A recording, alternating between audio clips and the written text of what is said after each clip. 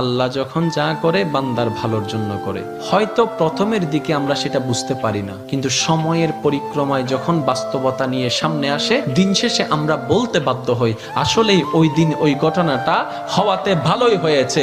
আল্লাহ কখনো বান্দার ক্ষতি চাই না। আল্লাহ যদি ক্ষতি চাইতেন সকালের নামাজ না পড়ার কারণে কান্না করে দিতে পারতেন, যদি আল্লাহ ক্ষতি চাইতেন দুপুরে নামাজ না পড়ার কারণে ল্যাংড়া করে দিতে পারতেন। আল্লাহ সেটা চান না। আল্লাহ চাই বান্দার সব সময় ভালো। আর মা তো দেখেন জন্ম দেওয়ার কারণে সন্তানের তো অপরাধ করার পরও মা সন্তানের প্রতি কতই ভালোবাসা, কতই মায়া, বাবার কাছ থেকে সন্তানের পিঠকে বাঁচাই ফেলছে, এরকম হাজারো মা আছে ওই মায়ের জন্য। কিন্তু আল্লাহ পাক রব্বুল আলামিন বান্দার উপর কতটুকু ভালোবাসে দিয়েছেন সেটা আমরা বান্দারা বুঝতে পারি নাই বলে শয়তানের ফাঁদে বারবার পা দিয়ে আটকাই যাচ্ছি। মনে রাখবেন, মনের মধ্যে কথাটা বসাই ফেলবেন, আল্লাহ যখন যা করে বান্দার ভালোর জন্যই করে।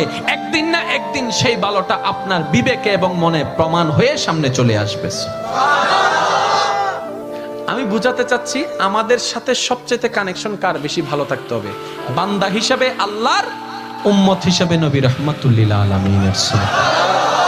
এখানের ভিতর যে কেউ চাইলে জীবন সাজাই ফেলতে পারবে। আমি বলছি যে কেউ, anybody, you can do it, not impossible. Because impossible শব্দটাকে যদি একদম ভালো করে গভীরভাবে দেখেন, সেখানের ভিতর আপনি আশ্চর্যভাবে একটা জিনিস দেখবেন। ইম্পসিবল একটু যদি ডিফাইন করেন, ভাগ করেন, দেখবেন আই এম পসিবল। ইম্পসিবল, পসিবলকে আলাদা রাখেন, আই এম কে আলাদা রাখেন। I am possible. ইম্পসিবল শব্দটাই আপনাকে জানান দিচ্ছে আমি অসম্ভব নই, যদি রবের রহমত থাকে আমি তোমার জন্য সম্ভব।